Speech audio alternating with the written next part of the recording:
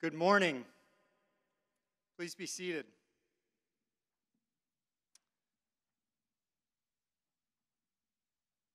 Welcome to the commencement exercises for our graduates in the class of 2024.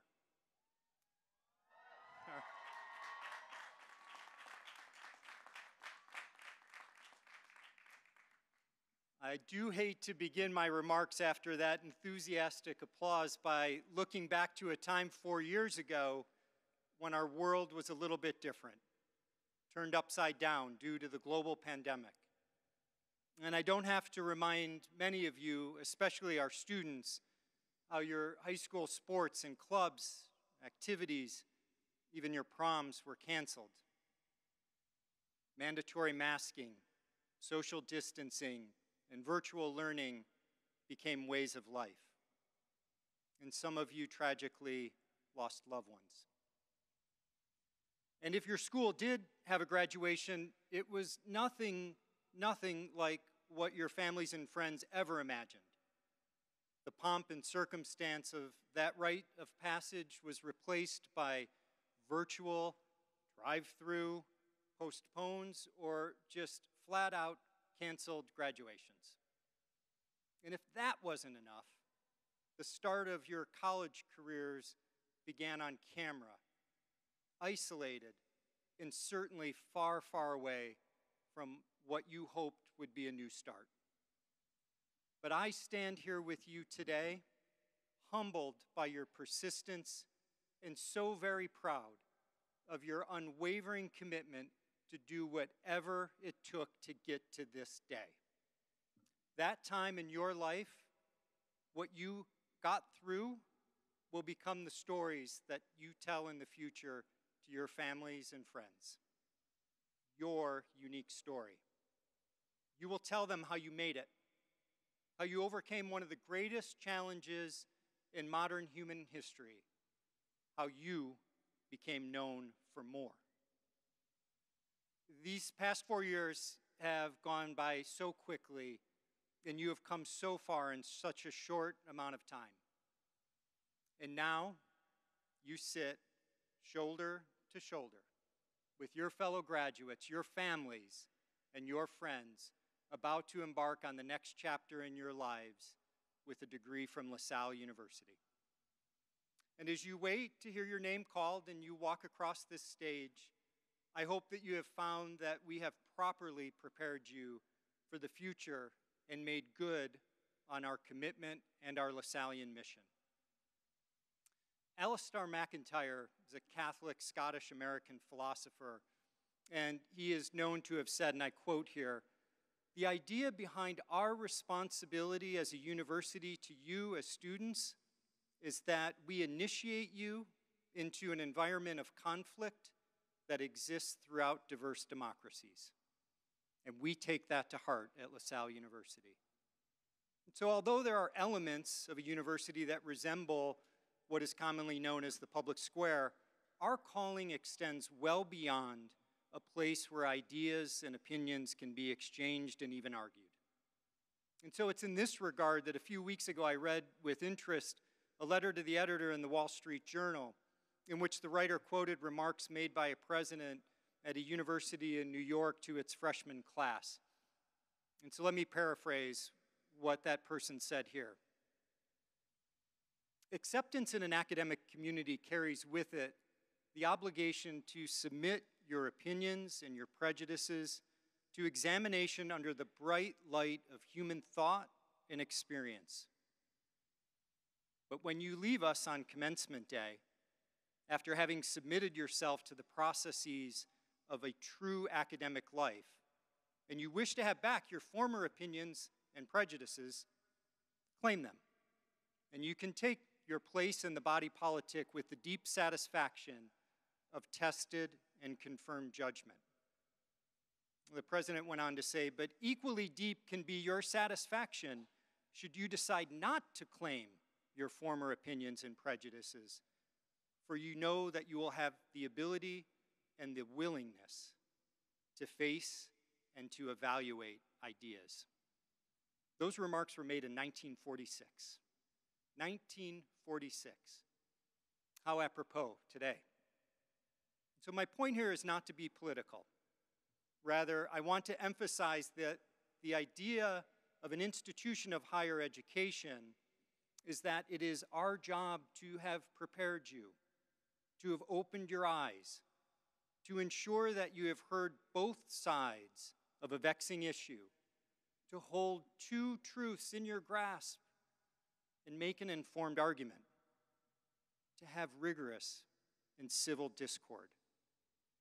So the only way that you can do this as you leave LaSalle is by doing it the same way that you entered, and that's to be curious.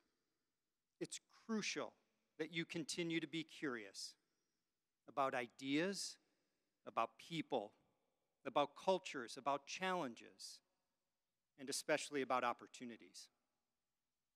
Our world, our future needs you to be curious, and then to learn, to grow, to act responsibly, to de-escalate conflict with reason and information. The author Amanda Ripley wrote in her most recent book, Americans have become blinded by conflict. And those who are the most politically engaged are often the ones most mistaken about one another. And when people feel threatened, they cannot feel curious. So it's okay to engage rigorously and in a civil manner. Actually, let me restate that. It's more than okay. It's necessary. But not over social media. Please, not over social media. Too often, we, and that's the collective we, hide behind the anonymity or the impersonal nature that social media encourages. It's too easy to fire off a tweet, make a comment, or even to like something that we would not say to one another if that person was standing right in front of us. Former President Barack Obama, in remarks he made at the 2019 Obama Foundation Summit, said, and I quote here, "I do get a sense sometimes now among certain young people, and this is accelerated by social media, that there is this sense sometimes that the way of me making change is to be as judgmental as possible about other people, and that's enough." He continues, "If I tweet or hashtag about how you didn't do something right or use the wrong word, I can sit back and feel pretty good about myself." President Obama said, that's not activism. That's not bringing about change. If all you're doing is casting stones, you're probably not going to get that far. And on this topic, at least, I happen to agree with President Obama. You can't make a difference trolling somebody on social media. And that's where all of you now play a part, to make a difference.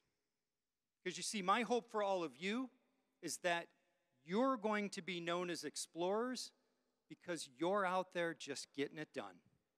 Not on the sidelines, anonymously having a go at somebody on some social media platform or shouting at somebody with whom you disagree. That's not you. That's not us. We are all much, much better than that. You are the ones who are going to be out there getting to work, finding real solutions and having serious conversations while the others are trying to figure out who can yell the loudest at one another. And so should you ever feel challenged in this regard or confused in the noise about what to do, I'd ask you to take a moment and lean into our LaSallian values. Having a faith in the presence of God, having respect for all persons, building an inclusive community, having a commitment to quality education, and demonstrating a concern for the poor and social justice. You see, no matter your faith tradition, these values are universal, and it's what makes LaSalle University special. And I want to leave you with one final thought. Richard Rohr is an American Franciscan priest, and Rohr says, and I quote, "Truly, the only way we can hold on to grace, mercy, love, joy, any spiritual gift, is to give them away consciously and intentionally. Once we stop acting as a conduit, we lose those gifts ourselves. That's why there are so many sad, bitter, and angry people. And Rohr concludes, disconnected from God, we choose death. We ourselves contribute to negativity, cynicism, anger, and even to the oppression of other races and religions. And in that state, it's always other people who are wrong. End of quote. There's no doubt that we live in challenging times, and some will feel it is as disruptive now as it was 4 years ago at the beginning of that global pandemic. But as you leave here today, please remember to live by our Lasallian values. Let them be your North Star in all that you do personally and professionally. They will help you stay on the right path and continue to be true to yourself. Congratulations to the class of 2024. You are LaSalle. You are explorers.